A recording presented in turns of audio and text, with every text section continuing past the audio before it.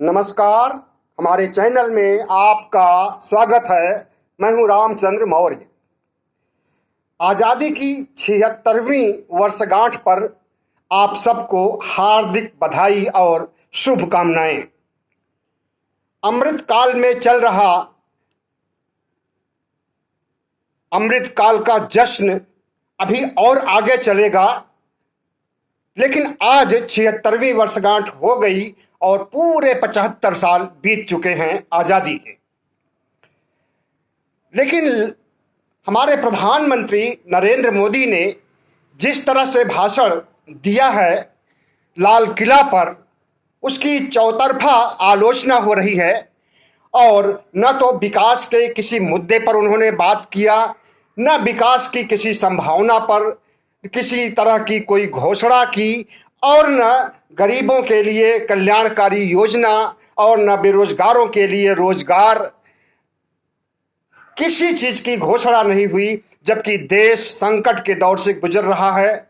महामारी की वजह से पूरे देश में निराशा का माहौल है। 47 लाख से ज्यादा मौतें इस साल इस देश में हो चुकी हैं कोरोना की वजह से। इन सभी समस्याओं से प्रधानमंत्री जी बेखबर रहे और सिर्फ अपनी बातें और अपनी पीठ थपथपाने और आरएसएस के एजेंडे को आगे करने में ही मशगूल रहे। आपको मालूम होना चाहिए कि भारतीय जनता पार्टी की सरकार, जिसका समर्थन आरएसएस के द्वारा भी और कट्टर हिंदू शक्तियों के द्वारा भी मिला हुआ है, जिस तरह से इतिहास को बदलने, इतिहास को नष्ट करने, असली इतिहास को छुपाने और नकली इतिहास को गढ़ने की बात कर रही है, और पूरे आजादी के आंदोलन से नेहरू को गायब कर देने का कुचक्र रच रही है, इसे देश बर्दाश्त नहीं कर सकता है, इसे इतिहास माफ नहीं कर सकता है। और इसे आज की युवा पीढ़ी और आज का बुद्धिजीवी वर्ग और आज के सभी जागरूक लोगों को खंडन करना चाहिए। 14 अगस्त को आपको पता है कौन सा दिवस मनाया गया था? विभाजन विभीषिका दिवस।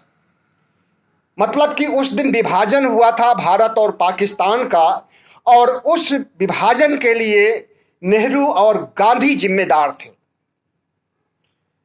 आपको बता दें कि आरएसएस और जितने भी हिंदू संगठन हैं, उसमें जो सबसे बड़े हिंदू नेता माने जाते हैं आजादी के समय के, या यूं कहें कि 19वीं शताब्दी के, वो हैं सावरकर। और उन सावरकर को भारत रत्न देने की भी बात चल रही है। काफी अरसे से प्रधानमंत्री अटल बिहारी वाजपेयी के शासनकाल से ही उनको भारत रत्न देने की बात चल रही है, लेकिन कई विवादों के चलते अभी तक नहीं दिया जा सका है। तो सावरकर ने सबसे पहले द्विराष्ट्रवाद की स्थापना की थी, लिखित रूप में, सैद्धांतिक रूप में, और उसको अंजाम दिया है गांधी जी ने। और जब सैद्धांतिक रूप से विभाजन सही था, तो व्यवहारिक रूप में विभाजन कैसे गलत हो गया? और विभाजन होने के समय जो वास्तव में विभीषिका थी, लाखों लोग मारे गए थे, हिंदू मुस्लिम, बहुत बड़े दंगे हुए थे, और उनमें बेगुनाह बेकसूर लोग मारे गए थे। और उन विभत्सकारी भयंकर विभत्स यादों को अगर 14 अगस्त को 15 अगस्त के एक दिन पहले याद किया जा रहा है, और उसके लिए गांधी को, नेहरू को जिम्मेदार ठहराया जा रहा है, तो उनको यह भी मालूम होना चाहिए कि आजादी के लिए भी गांधी और नेहरू ही जिम्मेदार थे। सावरकर, हेडगेवार और गोलवलकर जैसे जितने थे, ये तो सब अंग्रेजों के पिट्ठू थे, अंग्रेजों के जासूस थे। अंग्रेजों से लड़ने के बजाय अंग्रेजों को सहायता पहुंचाते थे। आप बताइए कौन सा ऐसा संघी नेता था आजादी की लड़ाई के समय में जिसने कि भगत सिंह का साथ दिया हो, जिसने चंद्रशेखर आजाद का साथ दिया हो, जिसने सुखदेव गुरु और नरम दल गरम दल किसी का भी साथ दिया हो? किसी ने नहीं साथ दिया। और आज इतिहास को तोड़ मरोड़ रहे हैं, इतिहास को एक ऐसी नौटंकी बना दिए हैं जिसमें कि पात्रों को बदला जा रहा है। नौटंकी में होता है हर बार पात्रों को बदला जाता है, उसी तरह से इन लोगों ने इतिहास को भी नौटंकी बना दिया। और न सिर्फ आजादी के इतिहास को ये पलट रहे हैं, बदल रहे हैं, बल्कि सम्राट अशोक महान के इतिहास को भी ये बदल रहे हैं। पूरा प्राचीन इतिहास से लेकर के मध्यकालीन इतिहास और आज के आधुनिक इतिहास तक को ये बदलने का बीड़ा उठा चुके हैं। सम्राट अशोक को ये कहते हैं कि औरंगजेब की तरह क्रूर था, औरंगजेब की तरह हिंदुओं का कत्लेआम करने वाला था, औरंगजेब की तरह विभत्सकारी शासक था। उसे सिद्ध करने के लिए इनके आईएएस कंप्लीट किए हुए और आईएएस के अधिकारी पद से रिटायर्ड हो चुके जैसे लोग ऐसे काम में लगे हुए हैं और इतिहास को तोड़ने मरोड़ने और नष्ट करने में लगे हैं और अपने मनचाहा इतिहास को गढ़ने के लिए पूरी कोशिशें कर रहे हैं।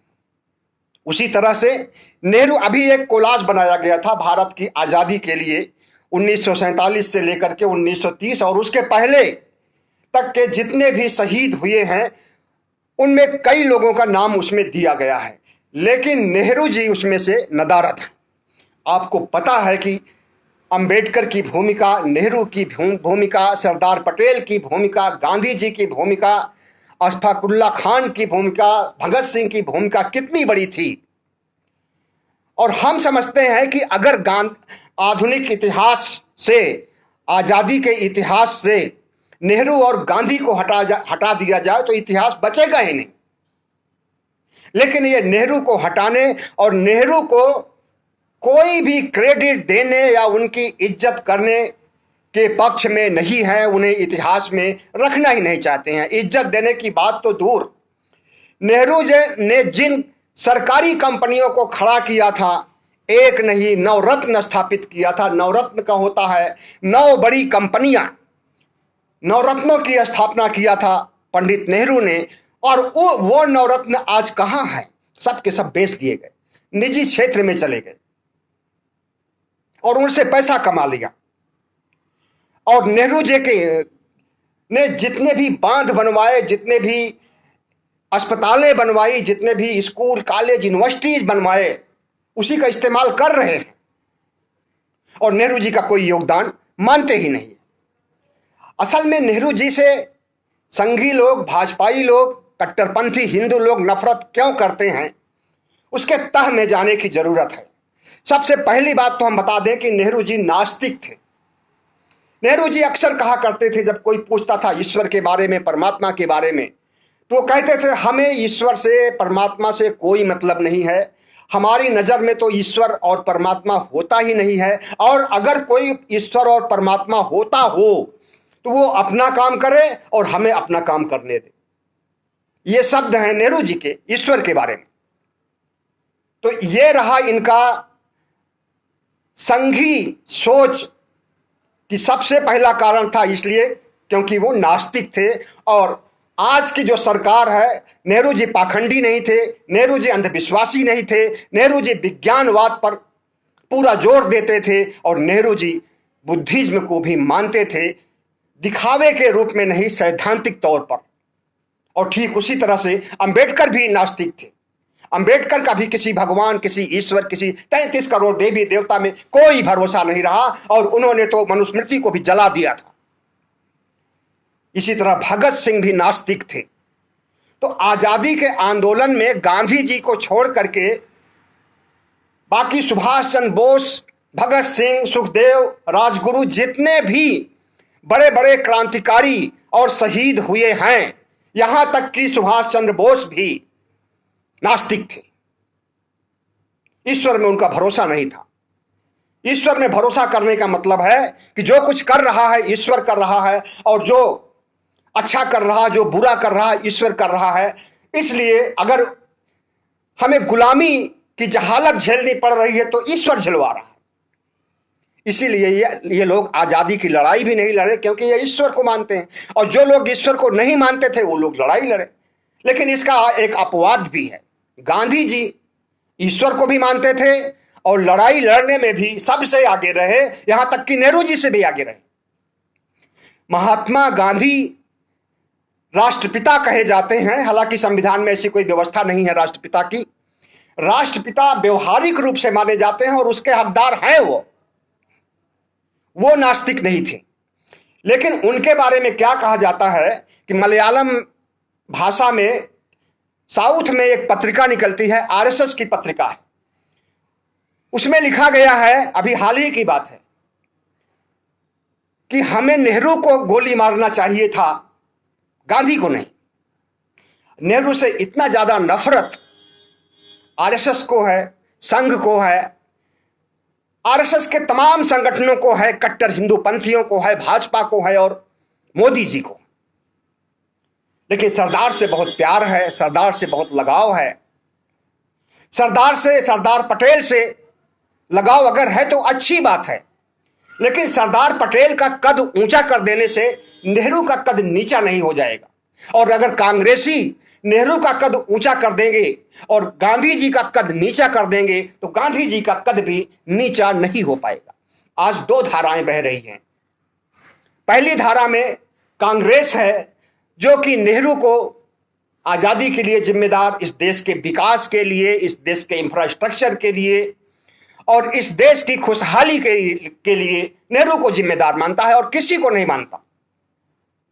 और दूसरी तरफ दूसरी धारा जो बह रही है वो आरएसएस, बीजेपी और कट्टर हिंदुओं की है, जो कि नेहरू को गद्दार मानते हैं, नेहरू को नीच मानते हैं और नेहरू को तरह तरह की गालियां देते हैं सोशल मीडिया पर। आज एक कोलाज प्रकाशित किया गया है, अभी मैंने बताया भी था आपको, उसमें कई प्रमुख शहीदों को, आजादी के दीवानों को नाम दिया गया है, लेकिन नेहरू का नाम गायब है। क्या नेहरू जी ने आजादी की लड़ाई नहीं लड़ी? क्या नेहरू जी ने आजादी की लड़ाई में कोई भूमिका उनकी नहीं रही? अगर ऐसा कोई कहता है तो वो विक्षिप्त माना जाएगा, मानसिक रूप से बीमार माना जाएगा। और वही मानसिक बीमारी, वही विक्षिप्तता इन भाजपाइयों में है, संघियों में है और कट्टर हिंदू पंथियों में है। खुद तो लड़ाई लड़े नहीं, अंग्रेजों की गुलामी करते रहे, अंग्रेजों की जासूसी करते रहे और माफी मांगते रहे अंग्रेजों से। माफी भी और कोई नहीं है, वही है सावरकर, जिसको ये भारत रत्न देना चाहते हैं। एक नहीं कई कई बार माफी मांगे और उसकी सफाई के लिए कहा जाता है कि गांधी जी ने कहा था माफी मांगने के लिए। जिस समय इन्होंने माफी मांगा उस समय तो गांधी जी दक्षिण अफ्रीका में थे और गांधी जी राजनीति में या आजादी की लड़ाई में आए नहीं थे।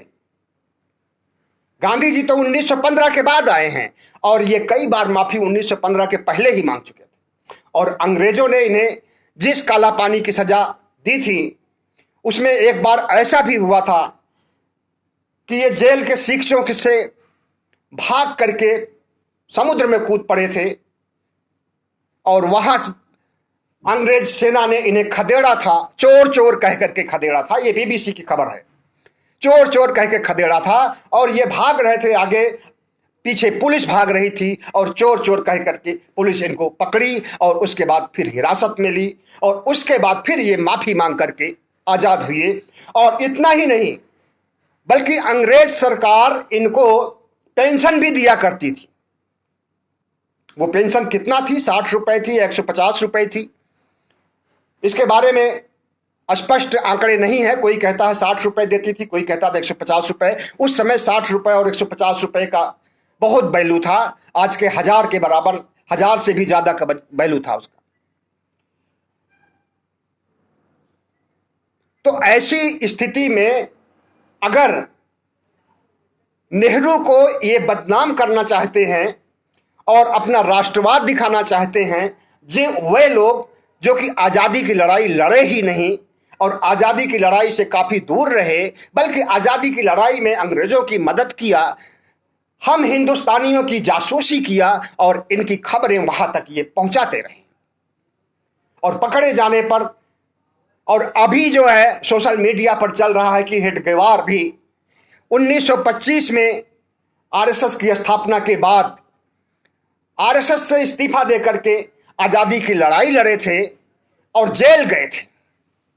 सरासर झूठ। अगर वो जेल गए थे तो कौन सी जेल गए थे? हर नेताओं की जो जेल गए हैं, चाहे नेहरू हो, गांधी हो, भगत सिंह हो, सबके जेल जाने का एक इतिहास है। जिस दिन गए हैं, जिस तिथि में गए हैं, जिस जेल में गए हैं, हर चीज इतिहास में मौजूद है। लेकिन हेडगेवार कौन से जेल में गए थे, इसका कोई इतिहास में साक्ष्य नहीं है। इस तरह से जितने भी इनके गोलवलकर और जितने भी आरएसएस के नेता हैं, संघी नेता हैं, सबको जो है ये कह रहे हैं आज के सोशल मीडिया पर, आईटी भारतीय जनता पार्टी की आईटी सेल वाले, कि सभी जो है क्रांतिकारी थे और सभी ने लड़ाई लड़ी है और सभी आजादी की लड़ाई में भाग लिए थे। ठीक वैसे जैसे प्रधानमंत्री नरेंद्र मोदी ने 2 साल पहले बंगाल गए थे, पश्चिम बंगाल से बांग्लादेश गए थे, तो बांग्लादेश में इन्होंने कहा कि मैंने तो बांग्लादेश की लड़ाई में भाग लिया था और मैं जेल गया था। इसी तरह से हेडगेवार भी गए रहे होंगे। अपने को 20-22 साल का बता रहे थे, उम्र तो खैर ठीक है, अपना जोड़ कर घटाव करके सही उम्र बता दिया, लेकिन लड़ाई लड़े और जेल गए, ये बात न तो किसी इतिहास में है, न तो किसी जनश्रुति में है, और न किसी के मुंह से कभी सुनी गई है, और न प्रधानमंत्री के ही मुंह से कभी सुनी गई थी।